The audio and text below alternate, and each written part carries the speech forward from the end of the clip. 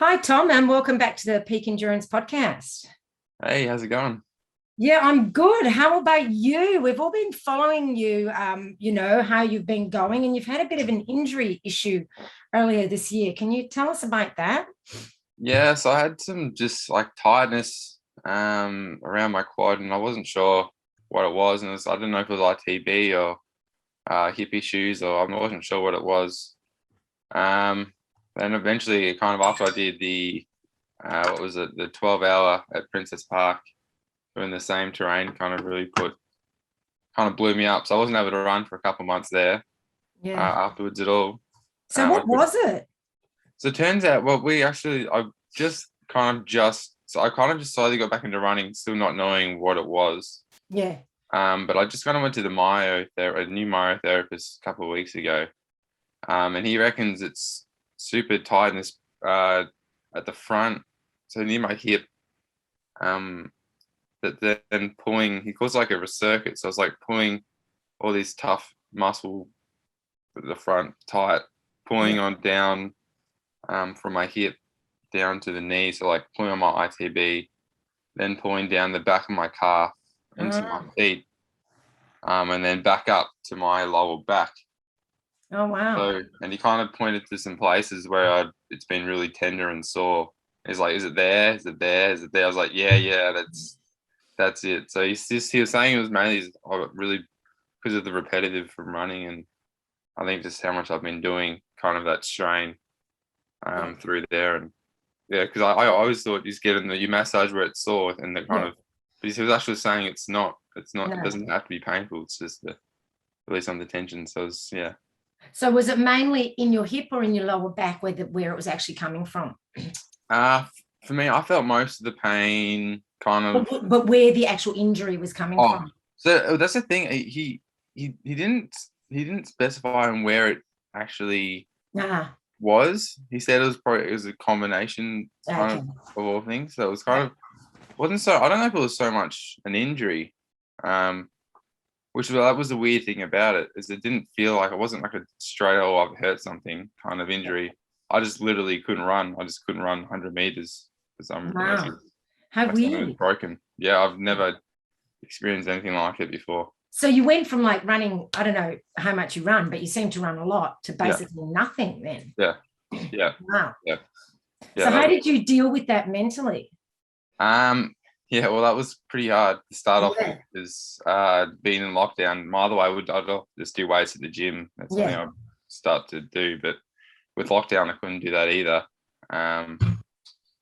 So then I kind of just made my way. And then the swimming pools were also closed. So I couldn't swim at the pool. So my only option was to swim at I live 5K from the ocean at the bay. So I went swimming. Swam in the bay during winter for that couple 2-3 months, which is great during winter.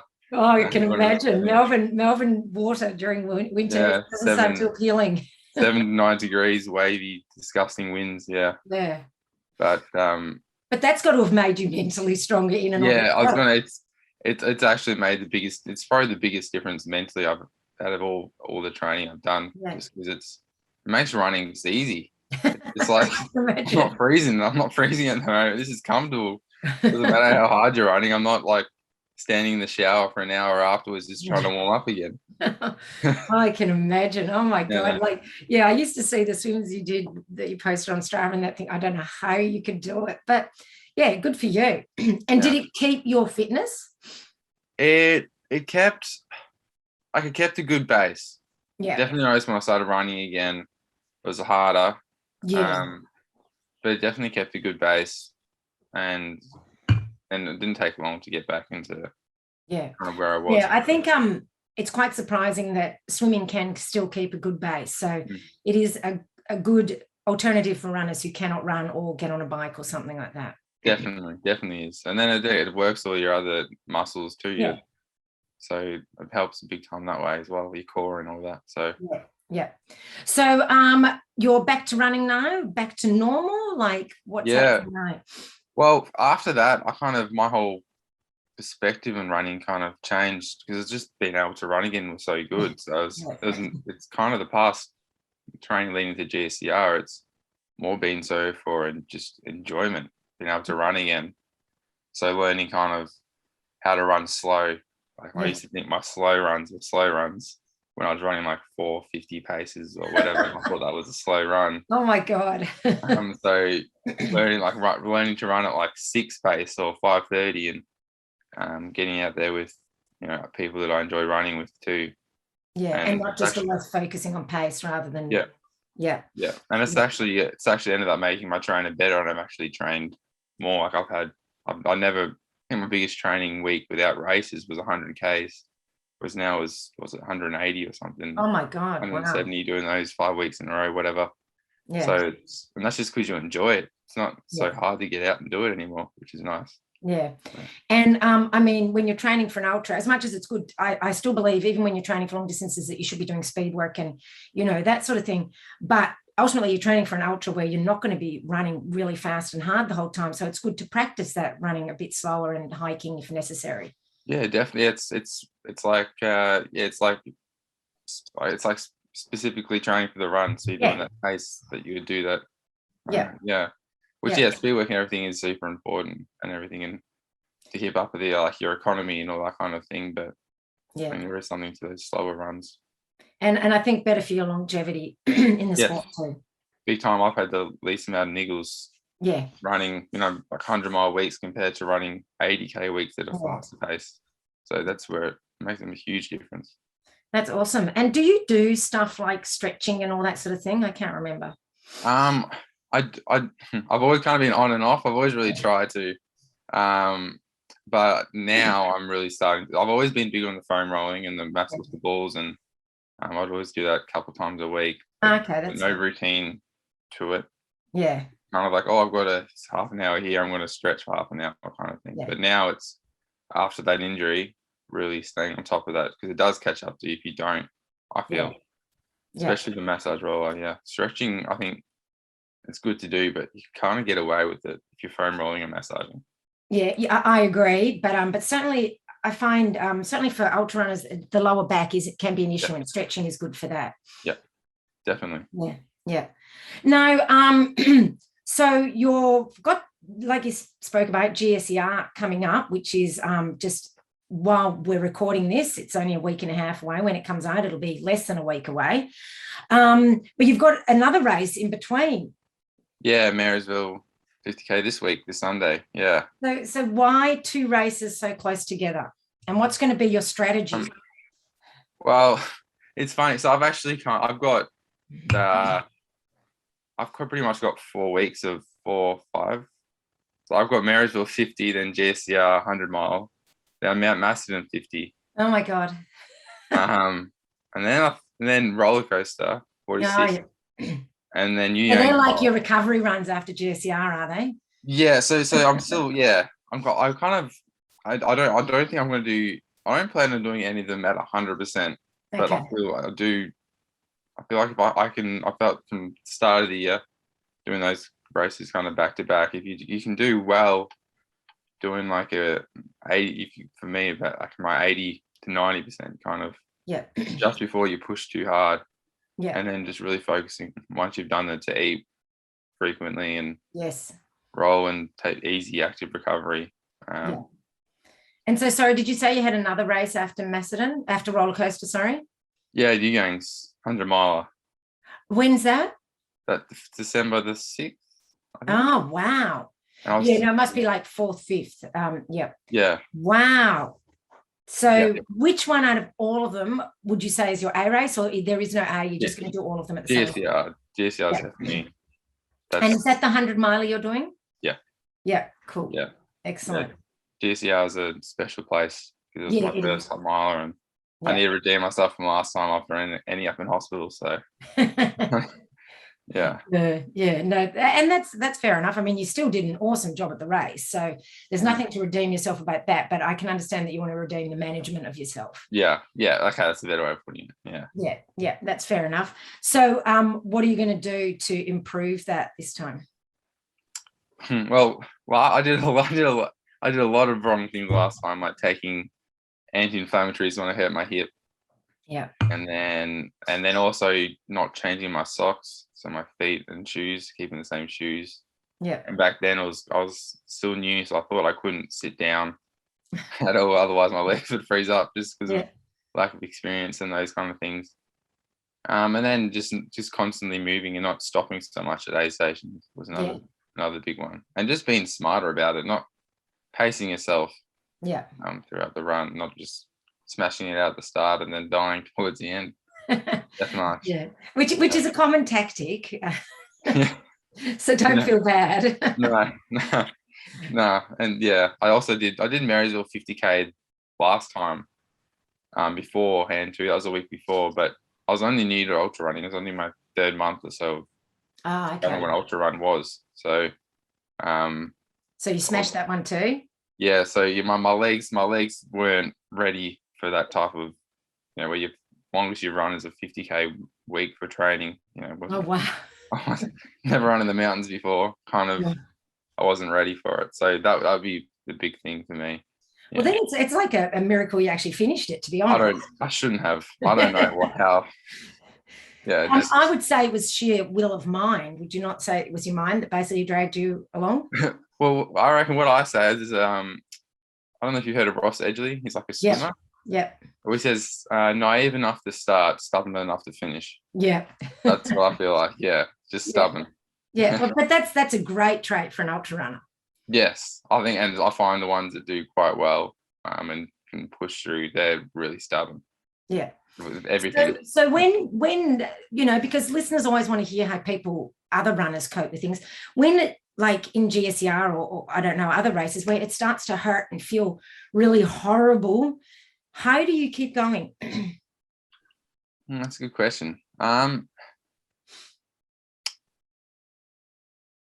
just knowing that it does get better, which kind of comes with experience after you've crashed and you feel like crap, and then you kind of learn that over through, it's such a long race, if it's 24 plus hours, that you're gonna have, just like in a day when you're living, you'd have a few bad periods, and then you kind of start to know, if I eat and just slow down and just take a couple of breaths, and just keep.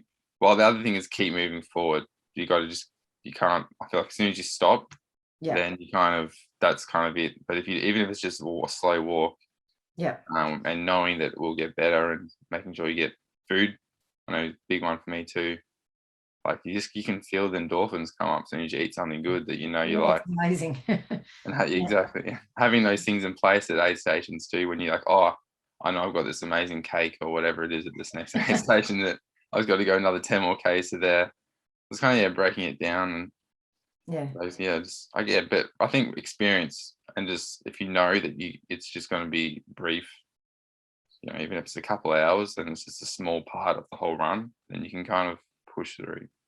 Yeah, I always feel that, in an ultra, doesn't matter whether you feel good or you feel bad, it too shall pass eventually. Yes, exactly. Yeah, that when you're feeling good too. I feel amazing, and you're like, this isn't going to last too much longer. You're like, oh, and you think, oh, I hope this lasts the whole race, and it's not going to. So you've got to once again enjoy that moment, knowing that the bad times will come, but they too will pass. So it's okay. Yeah, that's it. I think it's really being present. Really going back to being present. Yeah, exactly. Yeah. Because if you go with that really good feeling, you might overcook yourself as well. Yes. Yeah, I've done that quite a few times. Yeah. Start pushing those downhills and ruin the quads. That's right. Exactly. And that's once again, that's a common mistake. Yeah. But when you feel good, it's hard not to. But it's being mindful and knowing what's ahead still. Yeah, which really comes just the more you do them, the more you figure those things out. So is that why you race a lot? Is it because you want to get the experience, or is it just that you just love racing so much? And do you race every race hard? It really, for me, it really is the experience, and I just love the community, and it's just and then when it comes to racing, when I race, there's very few where I'll put in 100%. Everything, just because you can't. No. And also I don't like tapering because I enjoy the lifestyle. For me, it's just having a sustainable lifestyle where I can do the things I enjoy. And, you know, if you win or you do well, it's kind of a byproduct, which is kind of why it's always a big surprise if I do okay at something, because it's like, you know, I don't, I'm not doing this massive taper or, you know, I'm not one of those amazing runners. It's just you do it because you kind of love it. So it's. I mean, other people would not be surprised when you do well, though. Yeah. We kind of expect it now. It's I suppose. So I was going to ask you what do you do for a taper, but you don't taper, like not even at all. No, so I'll do less. So for instance, like GSER now, because you know, a normal week for me, I do a couple, you know, like 40K runs just because I like it, like marathons a week. But now I'm not, you know, I'm doing into GSER. I haven't done one for a week or so. Yeah. So it's just like easy, kind of steady 10 to 15 kind of K runs. And I'll keep doing, now gyms are back open, I'll keep my strength training the same until maybe. So you'll strength train right up even next week? Even all the way this week and next week too. I won't do legs or anything at the gym. Like I'll just do my kind of upper body. Yeah. And just be kind of smart about it. Yeah. Because again, that comes with experience. So I don't know if I'd recommend it to everyone. You got to know how you got to push too far to realize how much is too much. And I kind of also every body is different. So what your body can handle is not necessarily what someone else can. No, that's very true. Yeah, that comes the whole volume and training in general. So some people are just better with less and more. It's different for everyone.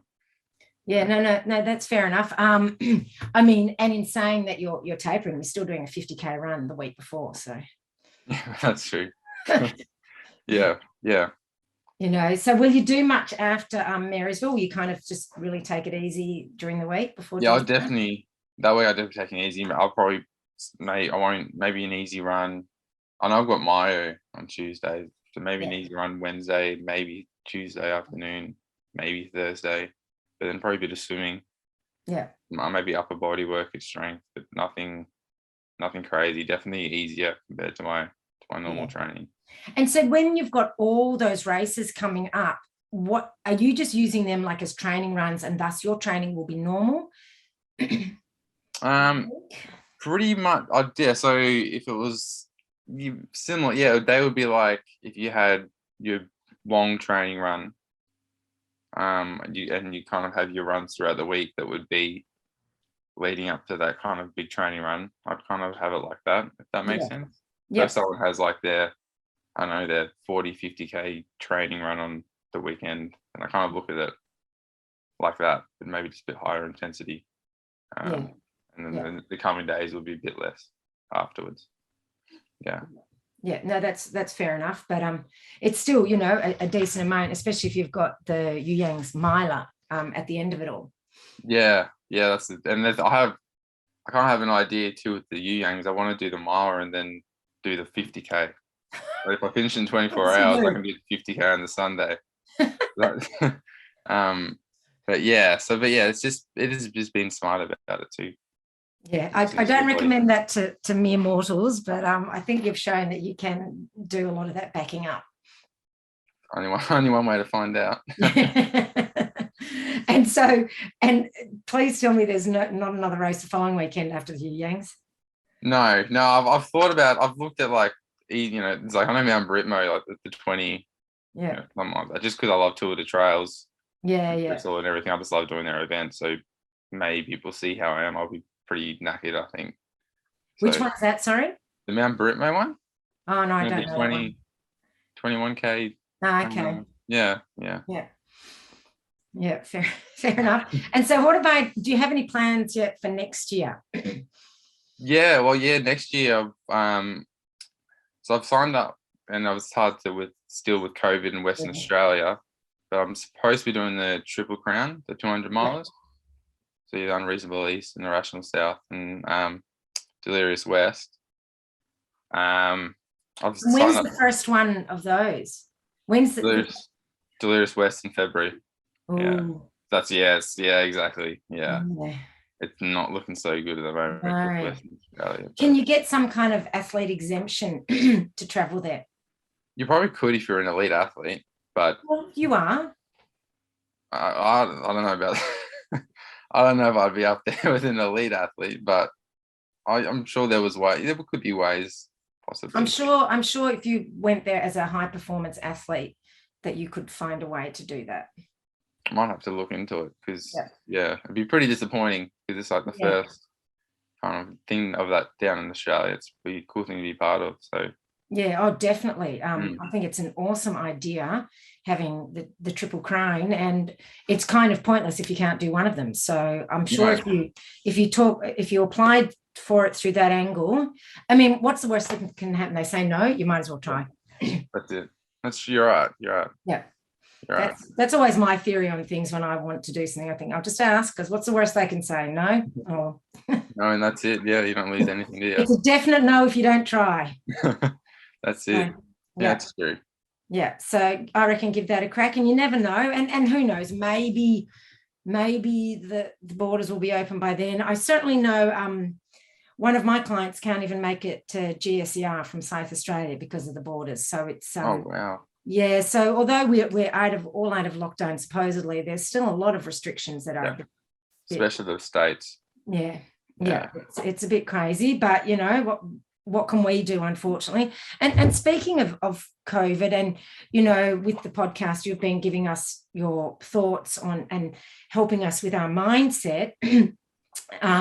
How have you coped with all the lockdowns and restrictions and that sort of stuff? I've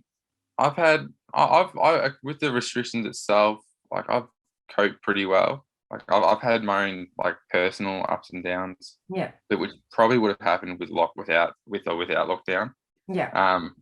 But even with even with my injury and after kind of not being able to go to gyms and feeling like I was stuck, all I can do is swim in the freezing cold. Yeah. I have learned to kind of you can always flip things around, so you can always flip it and go, you know, like so it sucks that I have to swim in this cold water and I can't run and everything, but once I get over this and swimming in the bay with the freezing cold kind of thing, and how much stronger mentally I get from that. Once you kind of like believe that, it kind of makes it positive. So I've kind of done that with most things, and I'm also super lucky where it hasn't affected my work. Yeah. Which is a big thing for a lot of people, and you know I still have been able to train. So I've been, I think, one of the lucky ones. But you know, you do like, and still not being able to race and things you enjoy I guess has been hard, but it hasn't affected me too much, I would say. And I guess, pardon me, also with you in regards to talking about slowing down on your runs, not racing has given you an opportunity to practice that as well. Yeah, exactly. Yeah, taking a step back. It was kind of, I'd never say it's lucky, because COVID is not lucky, but it was like a break that I needed. It was kind of timed, like my body broke and everything was kind of broke, you know, and then lockdown kind of happened. So it gave me some time and even, you know, step back and slower pace to kind of, you know, and you had no control over that. So it was like, well, you could be a little bit more, you know, pragmatic about it. Accepting of it, because it's a lot of, you know, if I was to slow down myself, I'd probably start to feel a bit guilty about it. And if it's out of your control, then there's not much you can do about it. You just deal with it. So and I think, and I know you say it's not lucky, but we have to kind of try and look for the positives in a negative situation, regardless, just to, you know, make ourselves feel better. And I don't think that's a bad thing to do. I think that's a good thing. And I think no matter how horrible a situation is, you can always try to find some sort of positives. There's always a positive to everything. For sure. And with, you know, I can think of numerous things with the lockdown that have been positive that have come out of it. Like just the freedoms once how that night when everyone was out of freedom, how happy everyone was, and people were talking to each other again, and I think it made everyone really appreciate how lucky we have of things, you know, over here. I know you often don't realize how good your life is until it's all taken away, and you know.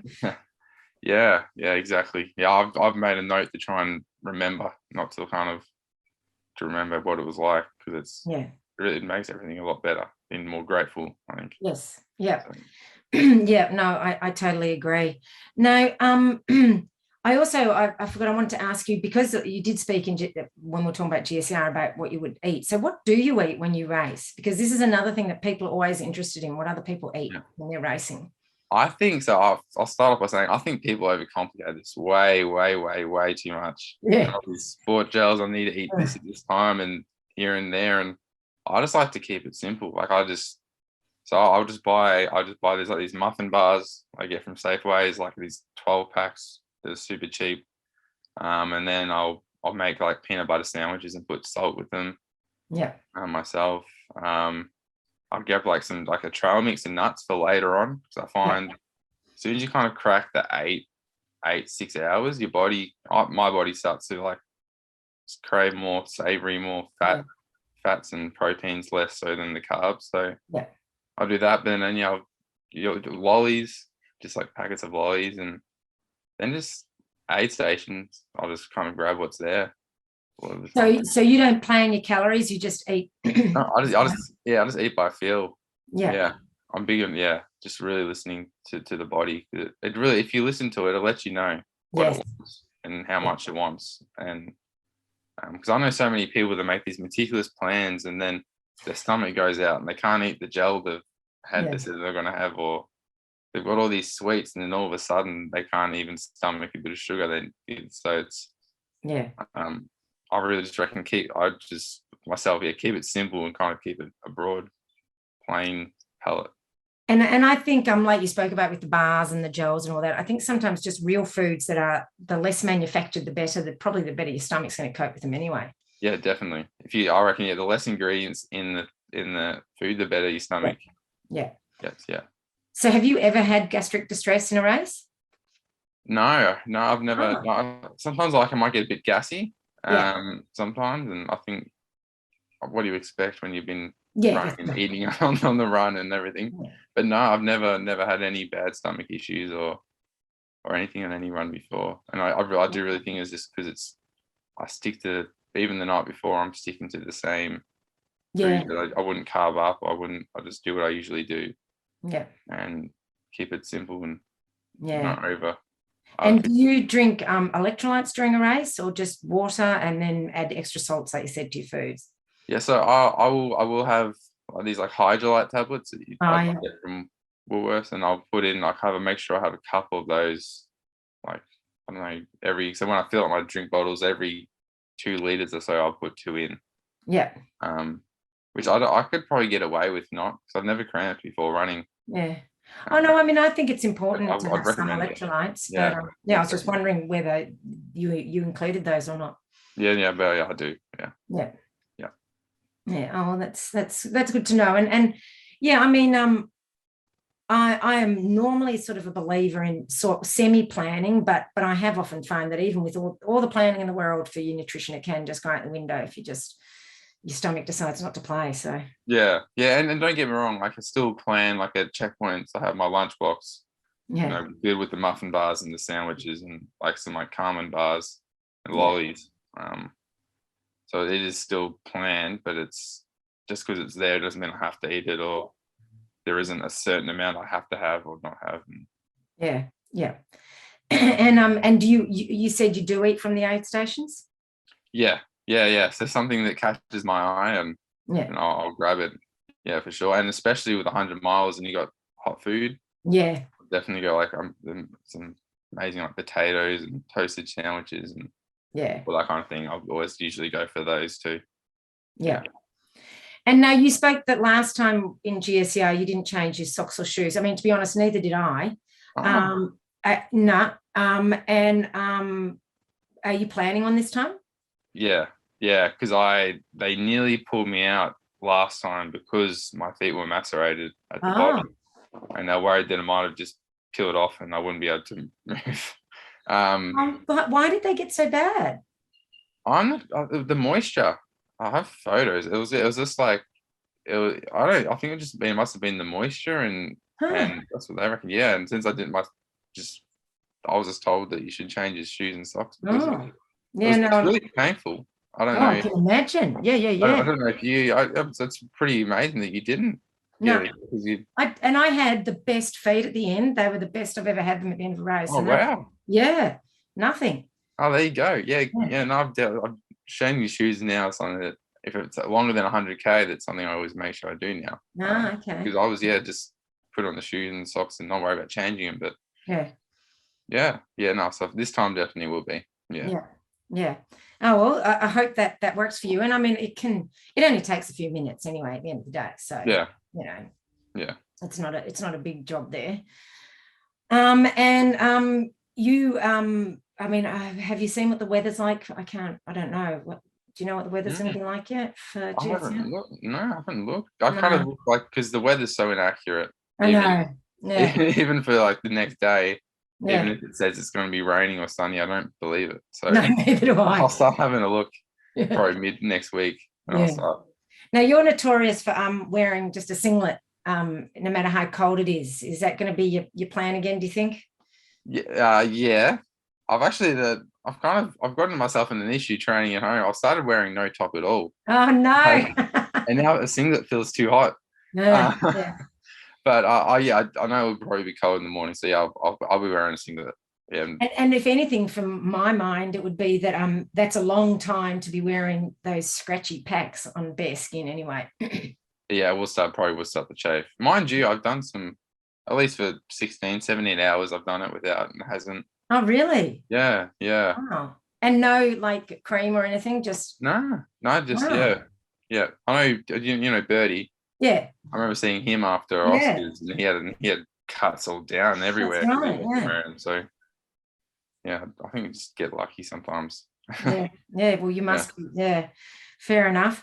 All right. Well, would that be all right if we had a chat with you after GSER and we can see how Marysville went and GSER and how you're feeling for your races coming up after that?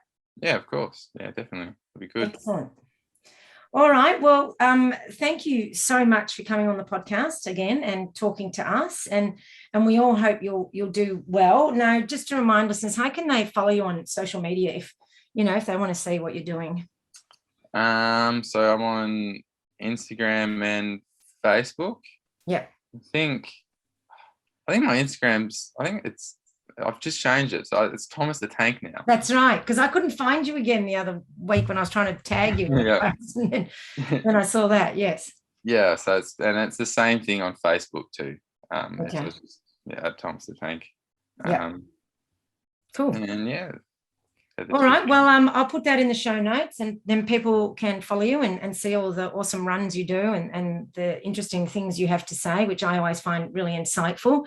And, thank you for always sending us your thoughts, because I do know people find them helpful, because a lot of people feel the same way, but just don't have someone to articulate it to them as well. That's good. Yeah, it's really helpful. All righty. Well, good luck for your races, and we'll speak to you soon. Will do. Thank you. Good to speak. Thanks. Bye. Bye.